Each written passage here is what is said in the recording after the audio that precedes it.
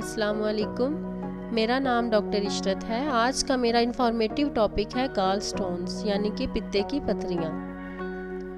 आज की इस वीडियो में मैं आपको बताऊंगी पित्ते की पत्थरियाँ क्यों बनती हैं, इनकी अलामात क्या होती हैं, पित्ते की पत्थरियों का इलाज क्या होता है और पित्ते की पत्थरियों से कैसे बचा जा सकता है या पित्ते की पत्थरियों की वजह से क्या पेचीदगियाँ पैदा हो सकती हैं। हमारे जिस्म का बहुत अहम ऑर्गन है जो कि जिगर के नीचे राइट साइड पे मौजूद होता है। जिगर हमारे फैट्स की डाइजेशन के लिए बाइल प्रोड्यूस करता है जो कि हमारी चिकनाई को हजम करता है। पित्ते का काम जो लीवर से बाइल प्रोड्यूस होता है उसको स्टोर करना होता है। पित्ते की पत्थरियों की 3 इकसाम होती हैं।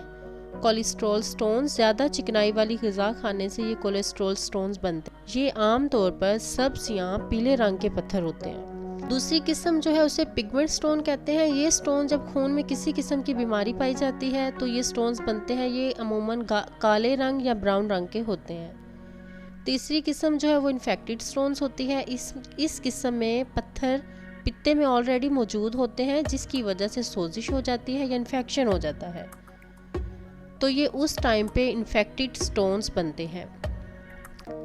90% मरीजों में कोलेस्ट्रॉल के ही स्टोन्स होते हैं। अब मैं पित्ते में पत्थरियां बनने की वजूहात बताऊंगी। ऐसे लोग जो खाने में बहुत ज़्यादा चिकनाई और कोलेस्ट्रॉल का इस्तेमाल करते हैं तो वो गॉल स्टोन की वजह बन सकती हैं। सबसे बड़ी वजह यही है खाने में चिकनाई का ज़्यादा इस्तेमाल और कोलेस्ट्रॉल हाई कैलोरीज वाली डाइट का ज़्यादा इस्तेमाल।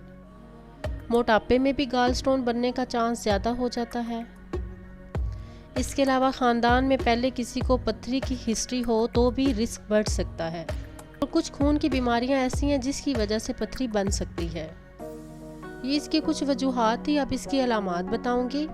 सबसे पहले कॉमन अलामत ये होती है, मोस्टली मरीज़ों में पेट में दाएं साइड पे पसलियों के नीचे शदीद दर्द होता है। ये पेन पीछे कमर तक भी जा सकता है। इसके अलावा मुसलसल बदहज़मी का रहना, वॉमिटिंग होना।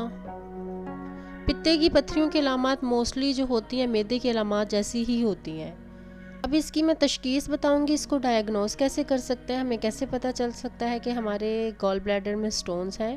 अगर कोई सिम्टम ना भी पाए जाए उसकी तशख़ीस के लिए हम मरीज़ की कंप्लीट डिटेल हिस्ट्री लेते हैं। फिज़िकली एग्जामिनेशन किया जाता है, अल्ट्रासाउंड और कुछ ब्लड टेस्ट होते हैं। इस तरह से हम इसको डायग्नोस कर सकते हैं। अब इसकी मैं कुछ पेचीदगियाँ आपको बताती हूँ। कुछ मरीज़ों में पत्थरियाँ होने के बावजूद वो ऑपरेशन नहीं करवाते, डरते हैं ऑपरेशन करवाने से, लेकिन इससे कॉम्प्लिकेशंस आ सकती हैं। पित्ते की कुछ पत्थरियाँ बहुत ही सीवियर किस्म की कॉम्प्लिकेशंस कॉज कर सकती हैं, जैसे कि शदीद इन्फेक्शन और पित्ते के फटने का रिस्क भी बढ़ जाता है और सारा इन्फेक्टेड मटेरियल पेट में फैल सकता है जो कि काफ़ी रिस्की हो सकता है। इसके अलावा दूसरी कॉम्प्लिकेशंस पैंक्रियाटाइटिस हो सकता है, यानी कि लबलेबे की इन्फेक्शन। पित्ते में मौजूद पत्थरियाँ पित्ते की नाली से निकलकर जिगर की नाली में जाकर फंस जाती हैं और शदीद जानलेवा इन्फेक्शन हो सकता है। ये इसकी कुछ कॉम्प्लिकेशंस थी, इसलिए टाइमली इसका ट्रीट करवाना ज़रूरी है। अब इसके ट्रीटमेंट के बारे में मैं आपको बताऊंगी। असल में इसमें कुछ मिसकॉन्सेप्शन पाए जाते हैं कि पत्थरियाँ तोड़ी जा सकती हैं या पित्ते में से पत्थरियाँ निकाली जाती हैं, मूव नहीं करते। तो ऐसा नहीं होता। इसका वाहिद इलाज ऑपरेशन ही है। इसमें पहले ओपन सर्जरी का ऑप्शन भी था, लेकिन अब लैप्रोस्कोपिक सर्जरी की जाती है और इस सर्जरी के बाद मरीज़ को सेम डे में डिस्चार्ज भी कर दिया जाता है और ऑपरेशन के बाद मरीज़ नॉर्मल लाइफ गुजार सकता है। के बाद में ये थी सारी इन्फॉर्मेशन जिसमें आपको मैंने पित्ते की पत्थरियों के बारे में डिटेल से बताया। अगर आपको ये वीडियो पसंद आए तो प्लीज़ मेरे चैनल को सब्सक्राइब करें, लाइक करें और शेयर करें।